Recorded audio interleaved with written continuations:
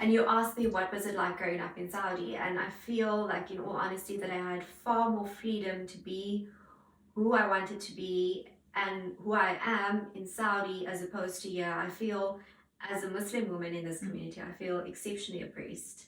I feel like my whole identity is being dictated to me, and I feel like without it even like physically or verbally being said, I just feel like there are these expectations that are placed on you, and I feel like my entire identity is basically reduced to my ability to cook and clean, and that's it. Beyond that, and that is sad to me. It is extremely sad to me that in this day and age, we're still stuck there, and people are hanging on to it for dear life. And it's like, we're not trying to, change the religion. What we're doing is saying, we can add value, and not even the religion. The religion doesn't even say that. No, exactly. But if you put that up, I can tell you there'll be 100 different excuses. I'm not even going to go down the religion route. Growing up in Saudi, I would say the Saudis that I had growing up, their households are not like the households here where they were expected to cook and clean. Their parents equally challenged them and pushed them to pursue the education and get careers irrespective of their financial situation. For me, I used to say to me, she used to tell me a lot when I was younger, she would say, oh, you can't learn to cook, you're never going to get a husband because you can't learn to cook. Oh my you gosh, can't that's cook. Everybody's favourite saying. I got told that. And I told my mother when she was the other, I said, Mommy, I got 2 husbands. Obviously the men don't care but can cook. But I think especially now, younger generation of men really don't care about cooking. They really don't. And also I think the types of foods that guys now want to eat is like smash burgers and ramen noodles and like bao buns and all those sorts of things. They don't want a bottle of like tomato beanie or whatever. Start making third culture keep passports. I think so as well. They should create its own little passport for third culture kids. Because I think it is very difficult, because you feel like, if you say I'm South African, you feel like one whole part of your identity is gone, even though you hold a South African passport. You're not really South African in heart completely. And then you've grown up in Saudi, but if you say you're Saudi, then you're also looking at, but then the other part of my identity is not there. And you kind of want a way of being able to frame it where both is there, that you don't have to choose one or the other. Exactly. And I think essentially as human beings, we have this innate desire to belong, to have a sense of belonging. So what was just Ramadan like in Saudi? So Ramadan in Saudi is like festive time. So it's like they'll put up Ramadan decorations and like fairy lights and that sort of thing. So it's a very jovial sort of time.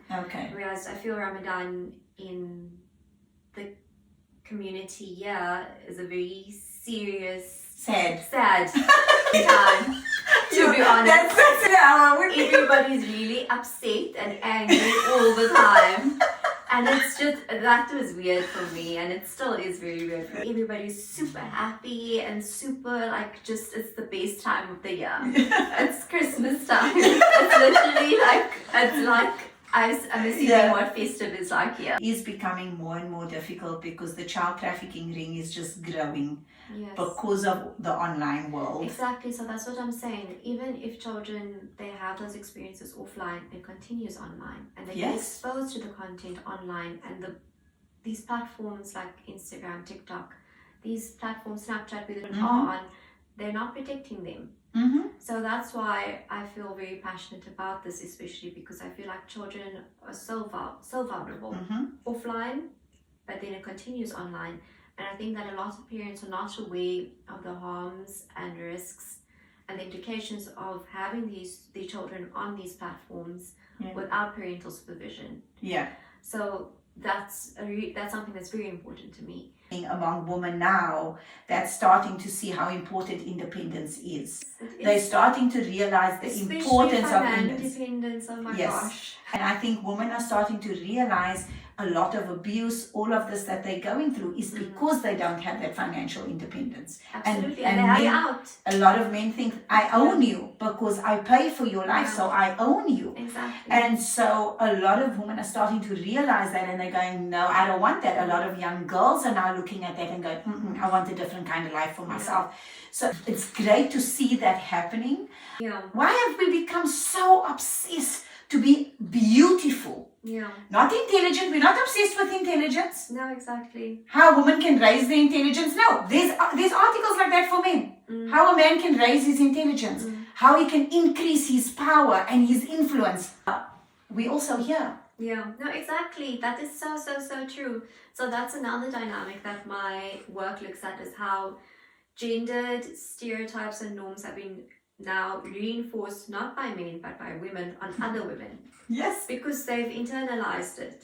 And things that are prioritized is the way you look at the end of the day. And you go on social media and that's all that matters. Yes. Your looks.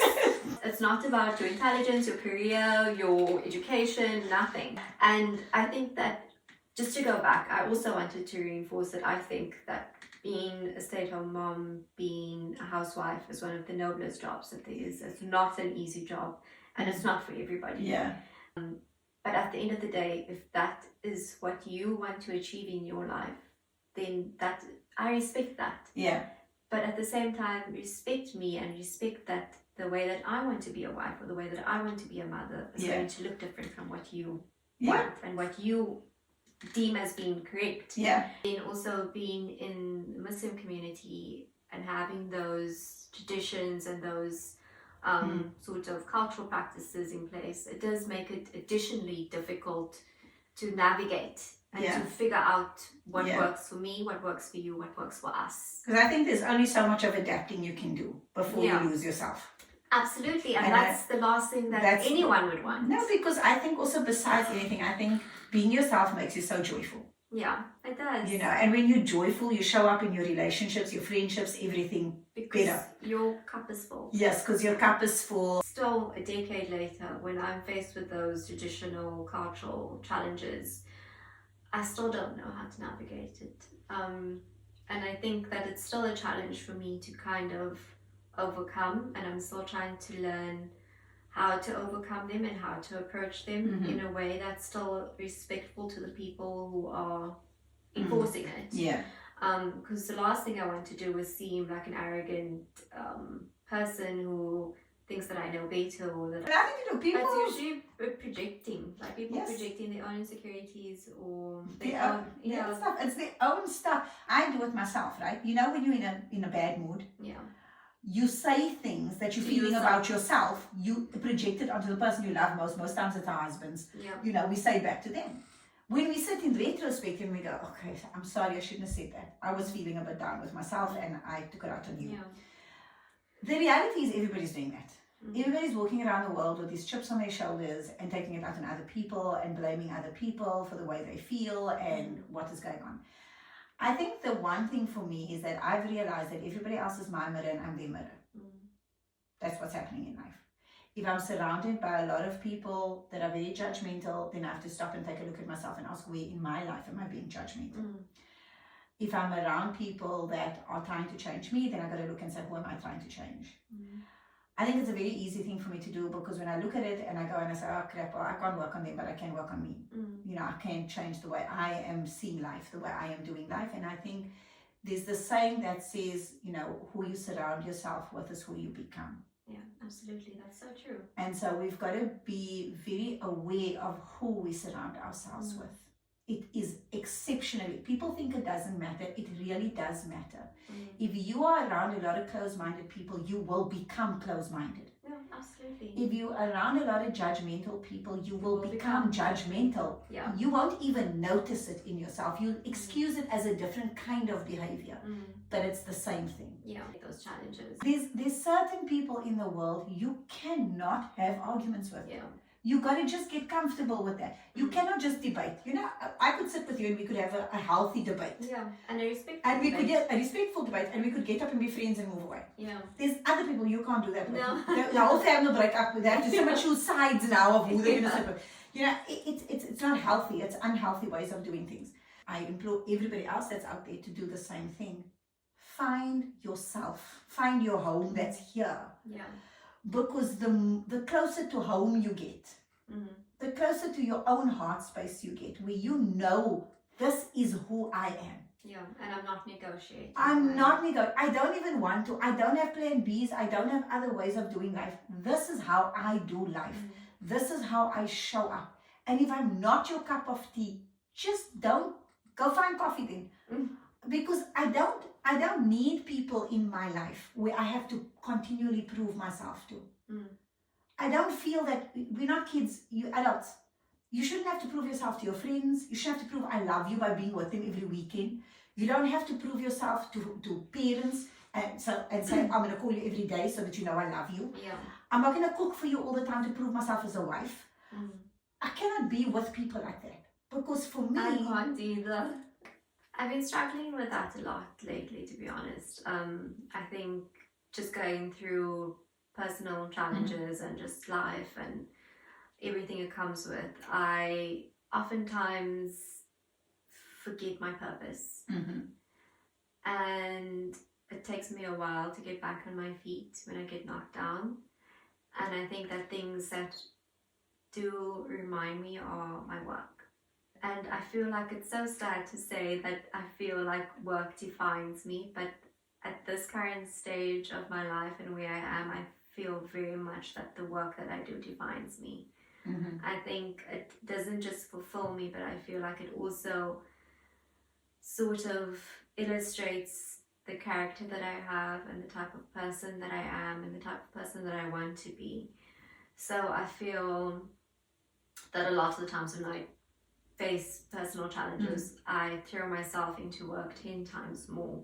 Because it's not only a distraction, but it's something that, like I said, reignites that light. But I think also you have an appreciation for what you do when you're at work. You know, there's an appreciation that happens there for who you are. And I feel like being at work, it gives me a space where I feel seen, where I feel heard, where I feel acknowledged. Like, it's a tough question. I think that authenticity to me, I would define it as being true to myself. And I think that being a Muslim woman and being in the Muslim community, there are a tremendous amount of expectations placed on you, as we've been discussing. I've yet to find a way to manage it. But I think that for me, all I want is to be true to myself at the end of the day. And I want to be true to the person that I've worked so hard to become, and I want the sacrifices that I've made to leave my family, move here, live on my own. I want them to be worth it.